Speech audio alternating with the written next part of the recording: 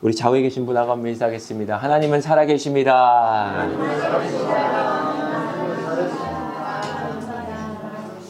오늘도 주님을 사모하셔서 오신 모든 분들을 환영하고 축복합니다. 오늘 설교 본문을 정하는데 굉장히 사실 고민을 많이 했습니다. 가정의 달이고 또 어버이주일, 한국에서는 어버이주일이고 또 마더스데이 하는데요. 오늘 이 설교 본문 한번 읽어보셨잖아요. 더 이상 설명이 필요할까요? 네, 더 이상 설교가 필요 없는 본문이라고 생각이 듭니다. 근데 이 말씀을 우리가 지키는 것이 정말 중요하고 또 이 말씀에 담긴 이 영적 의미가 무엇인가 한번 말씀을 통해서 살펴보는 시간을 가져보도록 하겠습니다. 여러분, 예수님께서 이 땅에 오셔서 제일 처음 공생의 사역을 하면서 하신 메시지가 무엇이냐면 회개하라, 천국이 가까이 왔느니라, 이 말씀입니다. 무엇을 회개한다는 말입니까? 내가 주인 됐던 삶을 회개하고 하나님을 나의 왕으로, 예수님을 나의 주님으로 영접하라는 겁니다.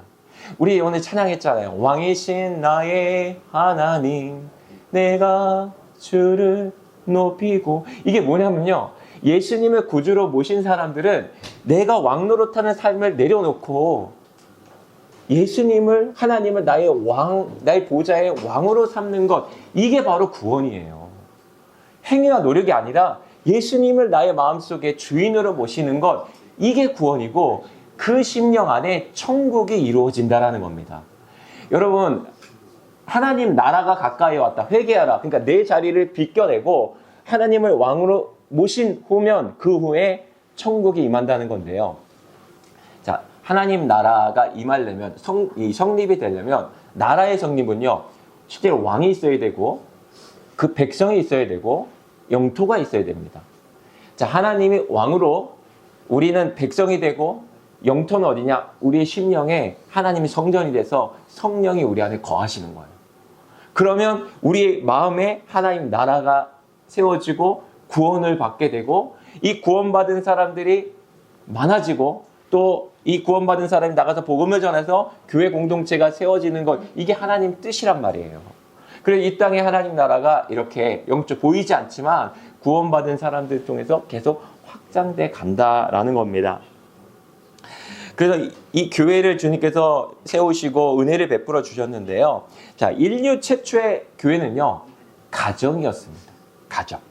자, 가정에서 하나님을 예배하고 하나님께서 통치하시는 이 소그룹을 세워주셨습니다.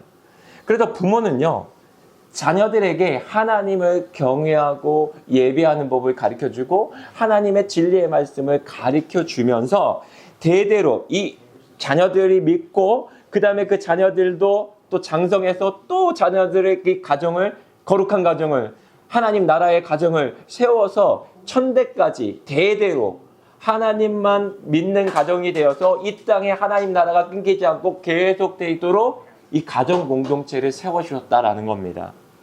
그래서 이 일을 주도하는 게 바로 부모의 역할이라는 거예요. 자녀들을 주의 교훈과 훈계로 양육함으로 말미암아 믿음의 다음 세대가 계속 이어져 가도록 하는 것이 부모에게 주신 사명이다라는 겁니다. 제가 이제 이민 목회를 하면서 여러분들을 많이 만났는데요. 그 만났던 대부분 사람들이, 많은 분들이 이민 1세대로서 나름 성공했던 분들을 만났어요. 가버먼트에서 일하고 정말 이게 들어가기 힘든데 있고, 또 자녀들이요, 뭐 아들, 딸이 있는데 둘 다 막 의사가 되는 경우도 있고 뭐 변호사도 되고 진짜 애들을 잘 키웠더라고요. 그러니까 인간의 눈으로 보면 굉장히 성공하고 잘 나가 보이는데 그들의 고민이 뭐냐면, 목사님, 제가 이렇게 우리는 열심히 살아고 나름 노력해서 잘 됐는데 문제가 뭐냐면 우리 자녀들이 신앙을 잃어버렸습니다. 교회를 안 나옵니다. 우리 자녀가 이제는 기도 제목입니다. 자, 심지어는요, 이 중직자의 자녀들도요, 뭐 간호사도 되고 다 했는데 뭐 남자친구랑 동거하고 그 교회를 떠나요. 그래서 너무 자연스럽고 아무런 재책이 없더라고요. 자, 그래서 우리 자녀들이 열심히, 나의 삶을 열심히 살았는데 결국 자녀들을 신앙을 놓쳤다라는 이야기와 기도 제목을 들었습니다. 여러분, 열심히 산다고 그게 다 잘 사는 게 아닙니다. 진리 안에 사는 것이 잘 사는 것입니다. 우리가 땅의 일도 잘 돼야 되지만 신앙이 우선시 되지 않으면요, 결국 모래 위에 지은 집과 같이 돼버린다는 겁니다. 그래서 신명기 6장 6절에서 7절에 이렇게 말씀하십니다. 오늘 내가 네게 명하는 이 말씀을 너는 마음에 새기고 내 자녀에게 부지런히 가르치며 집에 앉았을 때든지 길을 갈 때든지 누워있을 때든지 일어날 때든지 이 말씀을 강론할 것이며. 자, 이게 하나님께서 부모에게 주신 명령인 거예요. 여러분, 자녀들에게 공부는 가르치고 삶의 지혜는 가르치는데 말씀을 가르치지 않는다는 것은 직무유기라는 겁니다. 여러분, 공부보다 중요한 게요, 신앙입니다. 여러분 믿으십니까? 왜냐하면 이건 영원히 죽고 사는 문제이기 때문이에요. 지금 공부해. 교회 안 가도 돼. 한국에서 그런 경우 되게 많거든요. 수능 때 되면 중직자 자녀들도 교회를 안 보내요. 왜냐하면 과외해야 되고 열심히 공부해야 되니까. 근데 여러분, 걔네들이 대학 가면 신앙생활 잘할 것 같습니까? 결혼하면 신앙생활 잘할 것 같습니까? 절대 그거 아닙니다.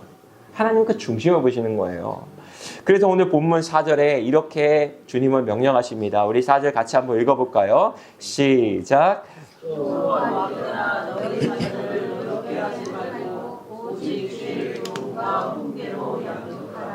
아멘. 자, 부모와 자녀가의 관계에 있어서 대부분 자녀가 피해자가 됩니다. 왜냐하면 자녀가 어리고 약하기 때문에 이렇게 피해자가 되죠.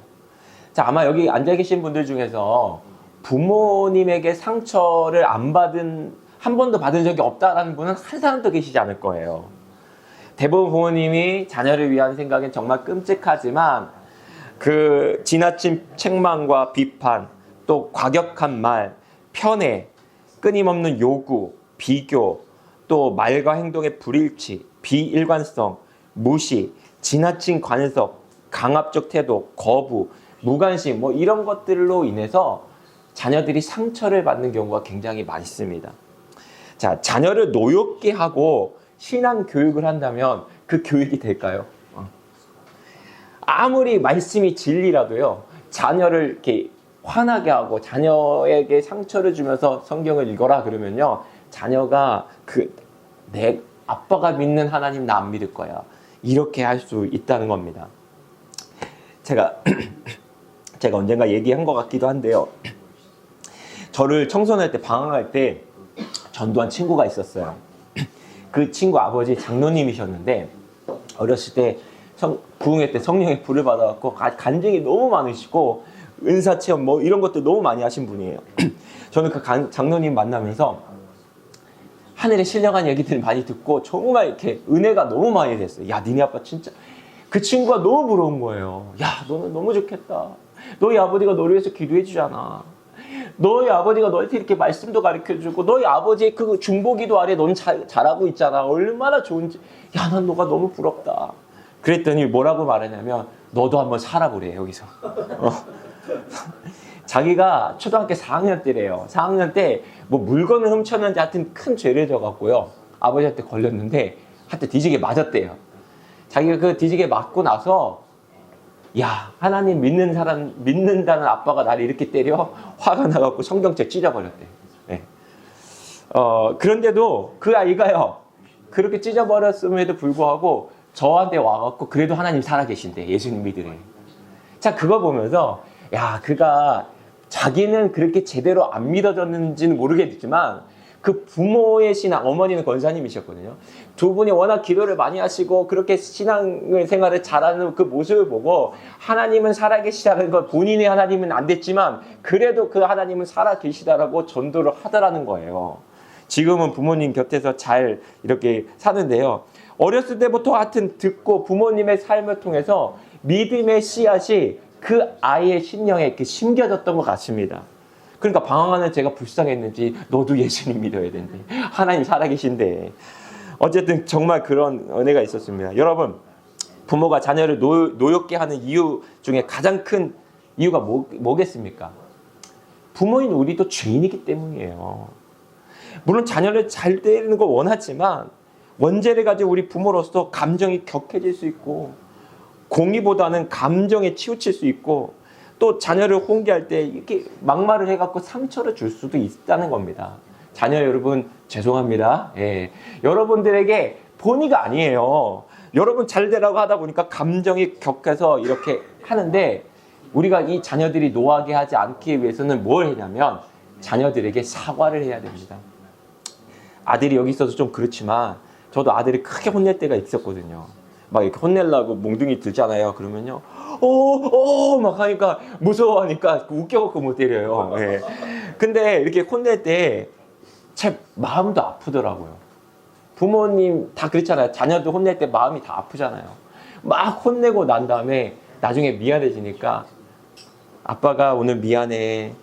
그리고 이렇게 안아주면 풀어줬어요. 그러면요, 풀어져요, 애들이 마음이. 자녀들에게 상처를 남겨주고 싶지 않아서 제가 그렇게 했던 것 같습니다. 또한 자녀를 노하게 하는 만드는 이유 중에 하나는요, 자녀를 하나님의 소유물, 그러니까 하나님의 형상과 모양대로 인격대로 지음받은 소유물로 인정하지 않고 내 소유물로 인정할 때 함부로 대하게 됩니다. 여러분 봐봐요. 남의 자식은 함부로 안 하잖아요.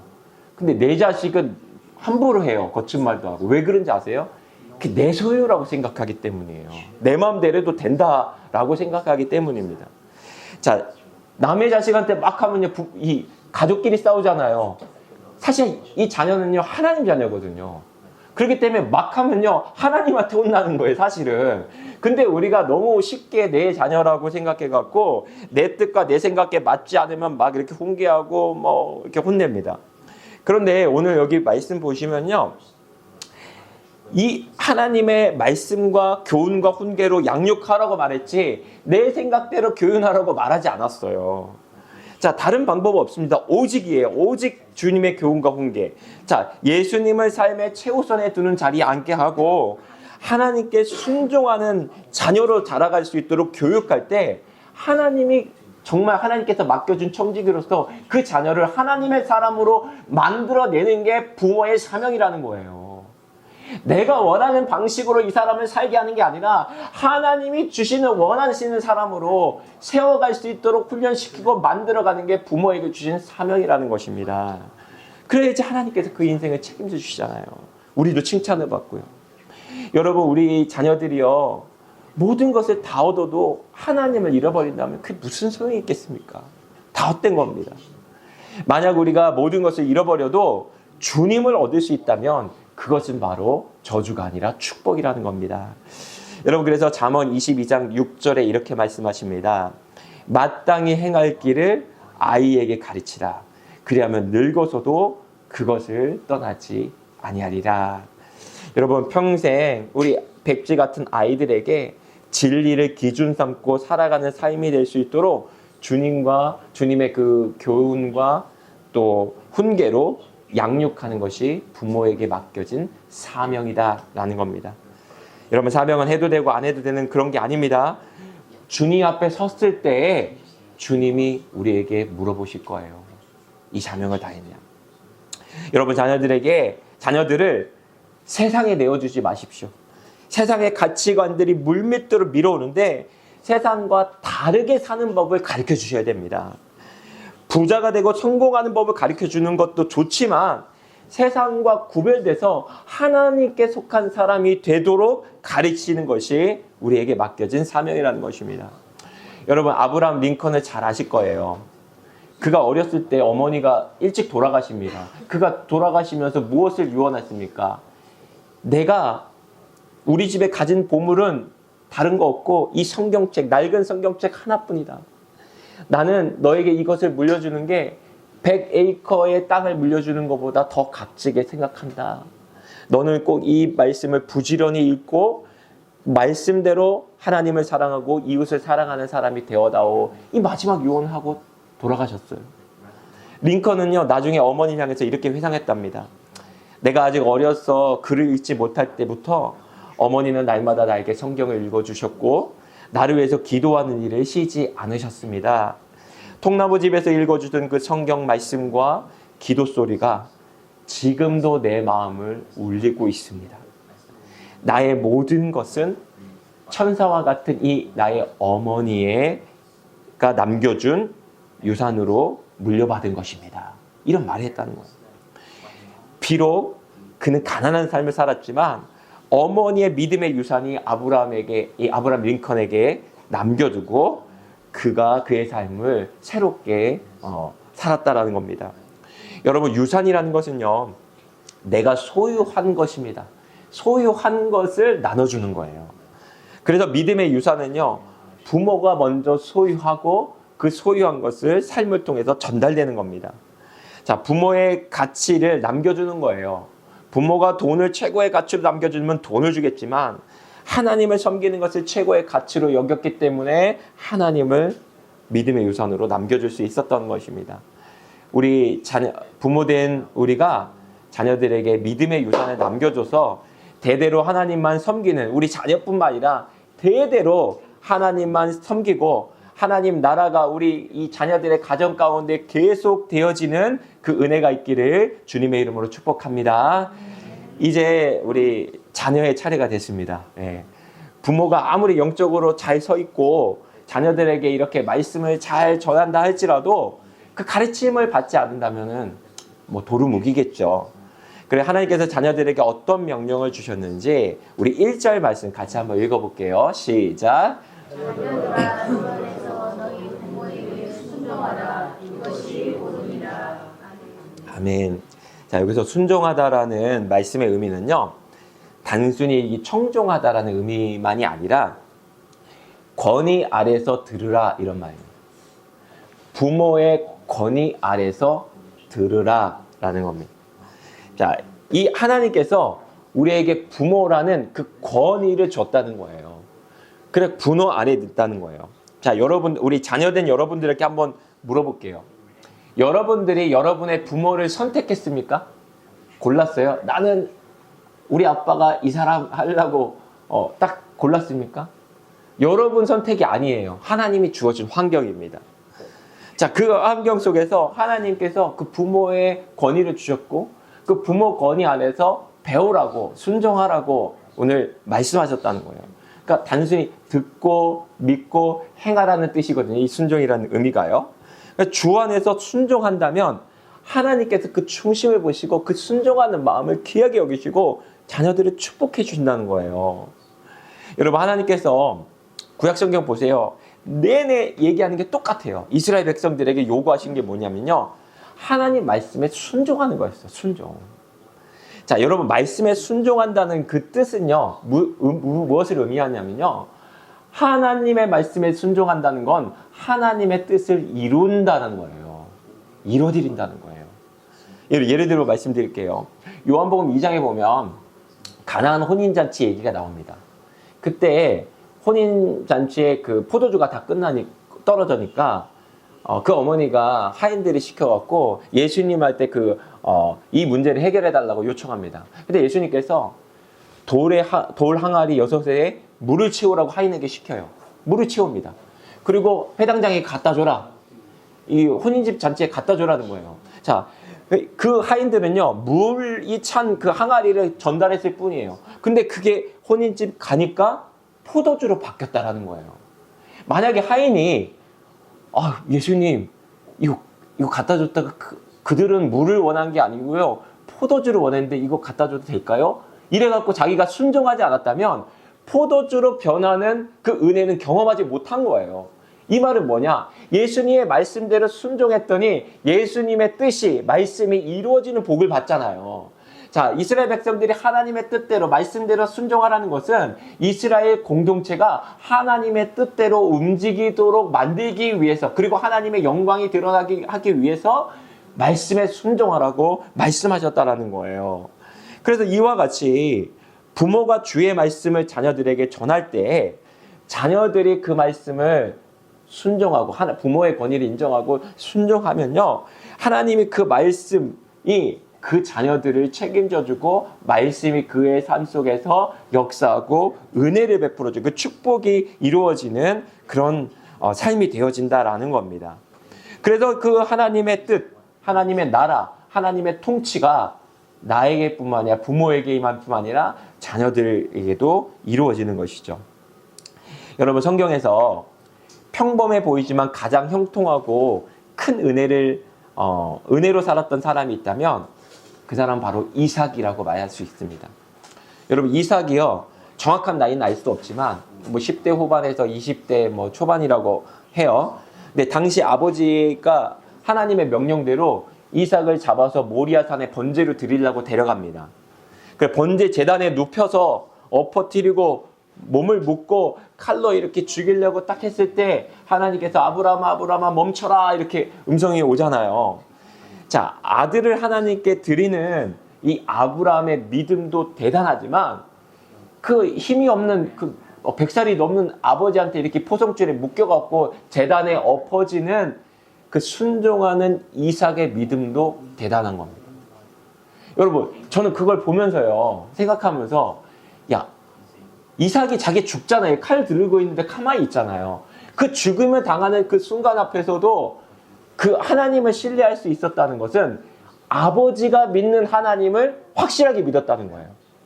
그 말은 우리 아버지는 하나님의 음성을 분명히 들었고 하나님께서 실수하지 않으시고 아버지의 믿음이 굳건하고 아버지의 그 하나님이 나의 하나님이 되니까 분명히 나의 삶도 책임져 주신다라는 믿음이 있었기 때문에 순종할 수 있었다라는 거예요. 대단했다는 생각이 드는 겁니다. 여러분, 만약에 여기 계신 부모들이 하나님이 너를 번제로 드리라고 했다. 오늘 가자. 예배 끝나고. 그래서 여러분 자녀를 데려가서 묶고서 칼로 찌르려고 하면 여러분 어떻게 했습니까? 아빠 미쳤어? 미쳤어요. 그리고 다 묶이지도 않죠. 아빠 뭐 하는 거야 지금? 분명히 그럴 거예요.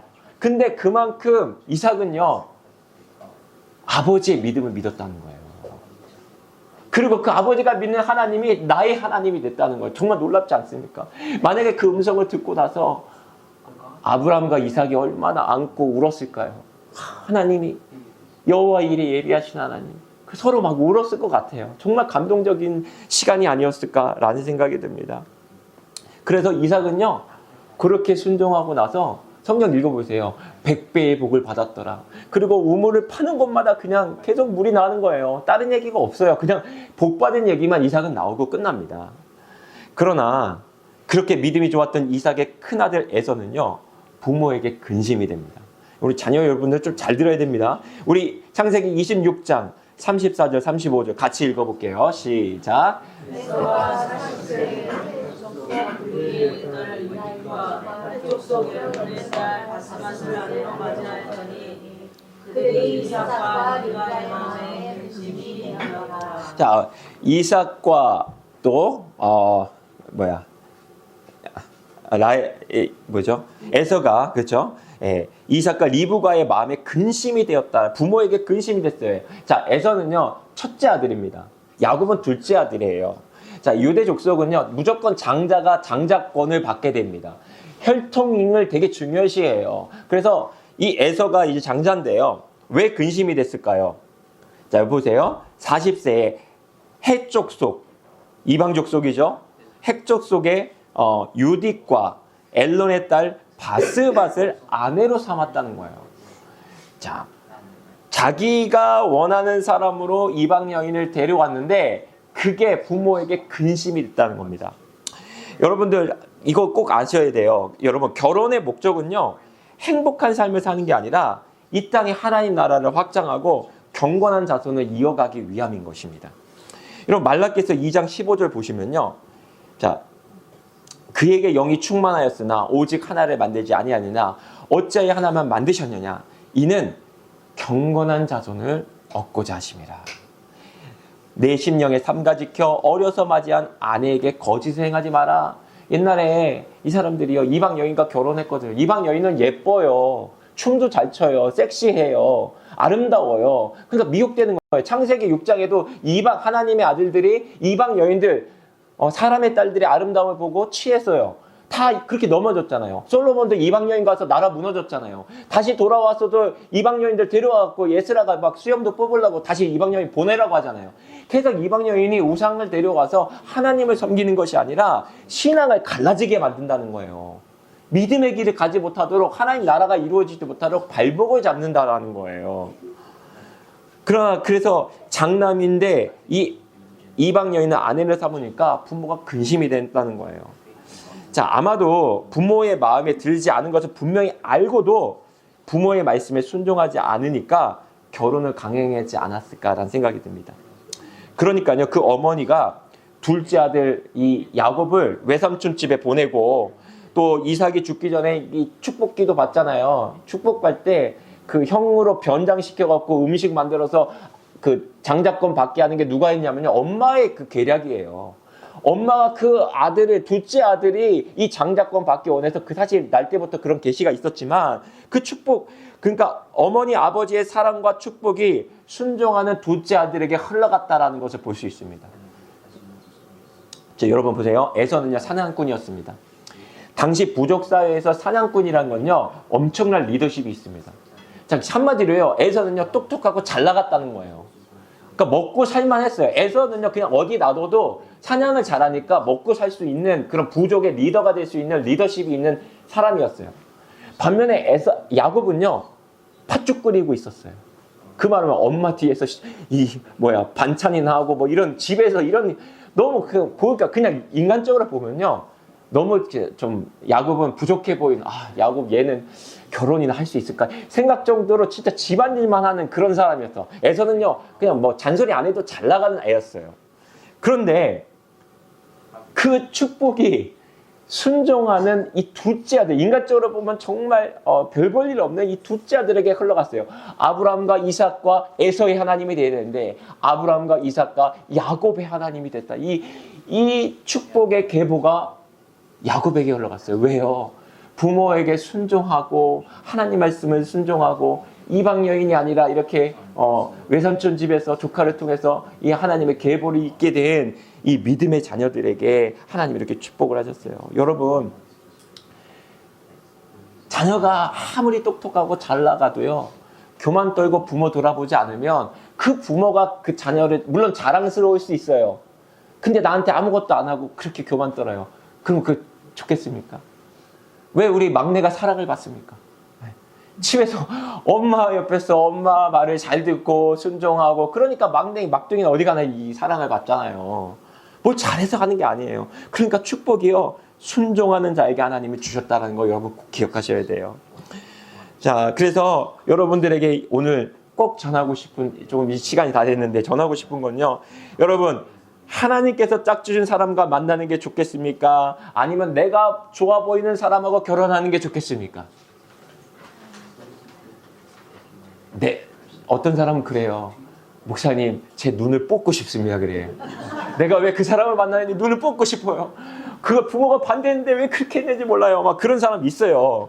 여러분, 대부분 내가 잘 고를 수 있을 거라고 생각해요. 근데 여러분, 배우자로 해서 기도 많이 해야 됩니다. 청소년 여러분, 어린이 여러분, 제가 주님의 이름으로 부탁하고 싶은 것은 꼭 믿음의 배우자를 만나시기를 부탁을 드리겠습니다. 김영재 목사님이 늘 하는 말씀이 있어요. 결혼의 목적은 행복이 아니라 거룩이라고. 신앙도 좋고 얼굴도 예쁘고 직업도 좋으면 최고겠지만 그러기가 사실 쉽지 않아요. 언젠가 제가 얘기한 적 있잖아요.